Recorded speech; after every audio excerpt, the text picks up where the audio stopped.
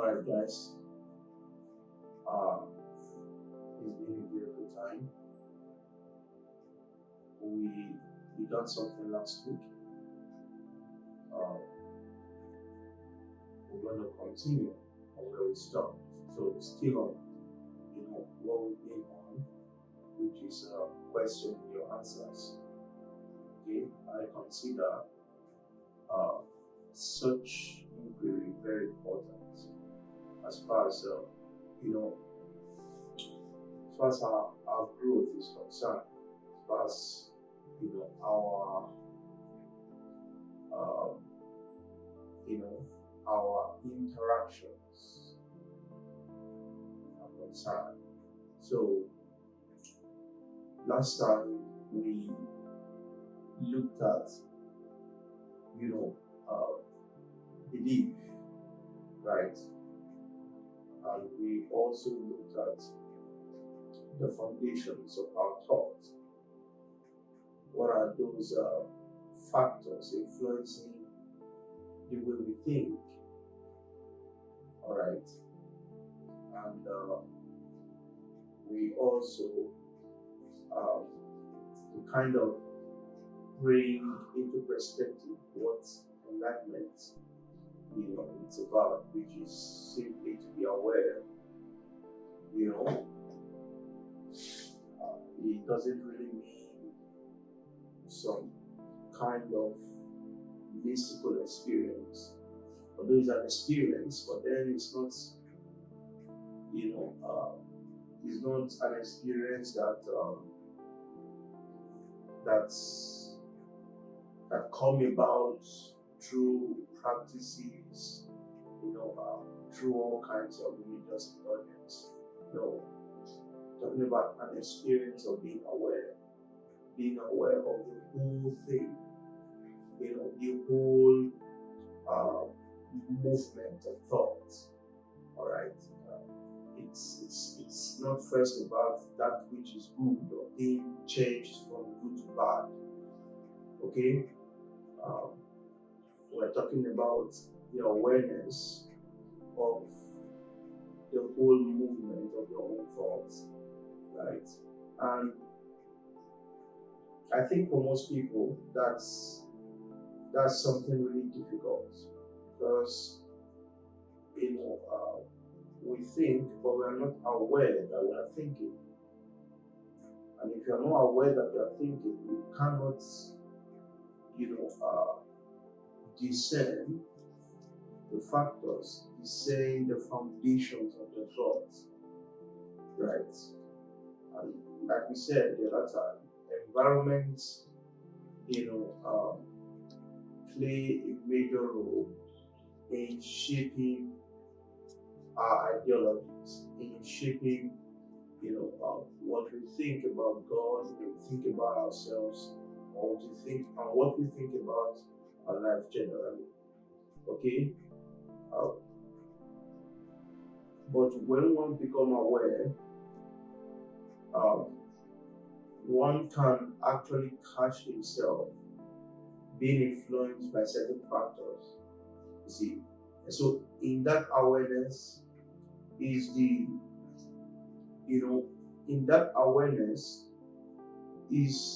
very wisdom to navigate your own path. All right, because right now you are not thinking. You are not thinking as if what you are. What are the things going through your mind that are not. They are not. They are not the things that are coming from you in a sense. What I mean by that is, that the way you think is a function of the level of exposures that you have received. All right, and so environment basically is thinking through you. Okay, and to be aware of that is to um, is to position yourself, to be a channel for the right kind of thought, you know, for the right kind of sin. And so the whole point in all of this is to be aware, which is to be enlightened. All right. And so, how how do we bring about that such awareness? Is really what we're talking about. Which means you have to begin to question your surroundings, question yourself, question your belief, question your thought processes, question the answers that you've been given about anything. All right, examine critically. Okay, the reason for certain things, the reason why you know you are having to believe this particular thing, the reason why you are having to think in this particular way. So you have to bring yourself to the point where you question every answer that you be provided. All right. So this is the whole beginning point of enlightenment. Okay. You know, that is to say, enlightenment is not something that you just waiting for it to fall on you. No, by the act of questioning, all right, you are facilitating your inward enlightenment. All right, and so it's what you work at. You can work out your enlightenment. It's not some mystical, exclusive phenomenon that you have no part to play. That's not true. In fact, a lot of times, all of that they are just they are they are they are mere hallucinations. They are not really what it is. You want to you want to you expect some kind of mystical you know events to happen, and by that, you say, oh, I'm aware of everything. That's not what it is. You can walk out your enlightenment, and the beginning point of walking out your enlightenment is learning the act of questioning, learning how to question the things being provided before you, and questioning the way you think, questioning the way you see. All right. And by that, you are expanding your awareness. You are expanding, breaking the limitations of thought, breaking the whole,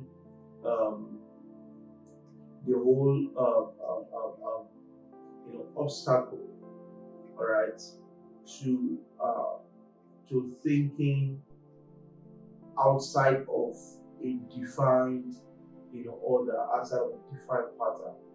And so this is really what um, um, this whole thing is about. Okay, and so whatever whatever you are giving, whatever you've come to know, all right. First of all, you see, one of the things that questioning your answers does to you is it begins to break your attachments to ideas. Most of us we are very attached to ideas, most especially when it seems so convenient for us. Okay, we want to pitch our tent around that idea or belief. Okay, but then when you embark on this journey of questioning, right, one of the impact of that is that bond of attachment that it begins to break.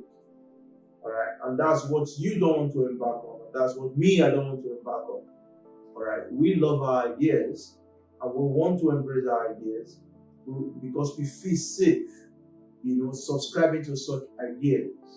All right, but when one, gets into this journey of questioning, all right, one of the challenge that he or she would have to overcome is attachment to ideas. Okay, so you see, when you are questioning, the goal is not primarily having an answer. I tell people, you are not, you know, the result of questioning is not to have an answer, because even that answer, you know, would also be questioned. Okay, it's you are basically fellowshipping with questions. It is how you navigate the mysteries of life. You are, questioning. All right, and I think this is what spirituality is all about. Okay, spirituality has nothing to do with dogma, with with sticking to a particular pattern of thought or belief. All right, you know, this we are dealing with something that is shapeless. All right, and we can't give it a particular thought. To give the shapeless a particular thought is to have reduced the shapeless, to your thought. And what the shapeless is not really what it is anymore. It has become what you think of it. All right, and you see, this is the fact with many of us. All right, there is this. We so love our pattern of thinking that we don't want to let it go. Our ideas, it's true that some persons, they love their ideas of God more than God itself. You know what I mean? That is, people can die for their belief, but in the guise of dying for God. But it's their belief. They are so attached to their belief that even when God comes, they will prefer their belief of God to God itself. And so we are like that as human beings, all right? And that's why this is not really for everybody. Questioning is not for the faint-hearted. Question is not it's not for those who aren't willing to let go.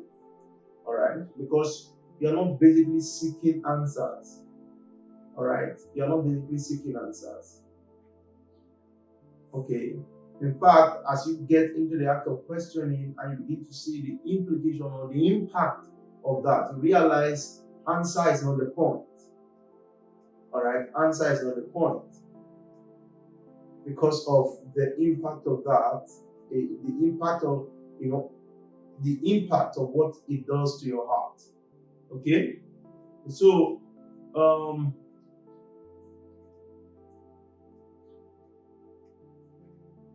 how can one be without identifying with an idea? How can one be? Can we be in the nothingness of thought? What I mean is, there is no particular thought you strictly identify with, right? Now, there is thought. It's not a negation of thought. But then you are without identification with a particular thought. Is that a possibility? Is it possible? Because maybe you think that we must have a belief. We must be able to, have something we stand for. Is it possible you stand for something? Sorry, is it compulsory? Is it necessary that you stand for something? Okay. Can you become so empty that you are holding on to nothing? Because I think it's only the empty soul that can contain that can grasp, you know, the essential flow of life.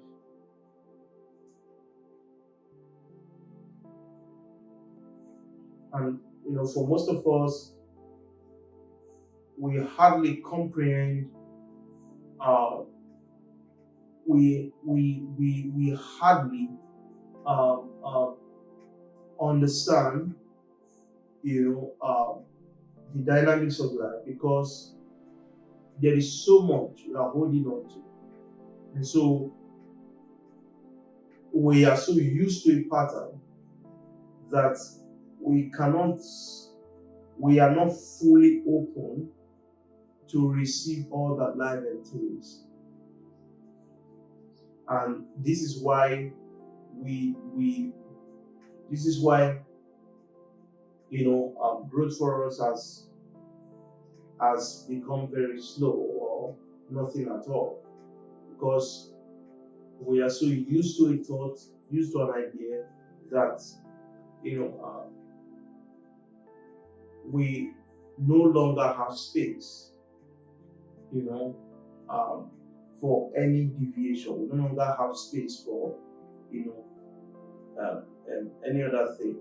All right. I think the wisdom to navigating this whole mystery of life is being able to hold contradiction within your mind. That is, you are holding the possibilities of how life is playing out. All right. You are holding it within your heart and navigating with such contradiction. You see, because you don't expect the branches on the tree to all be straight. Some are bent, and so the ability to navigate the the uh, the contradictions of life, all right, is the very wisdom.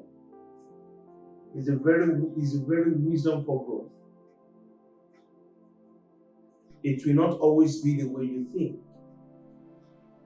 but then, however it happens, there should be a space that takes that, into acceptance, that takes that into consideration. Okay, and by the time one gets into the act of questioning, one of the impact of that is expanding your awareness to accommodate the contradictions of life, to accommodate, the contrast that you see, within the field of life.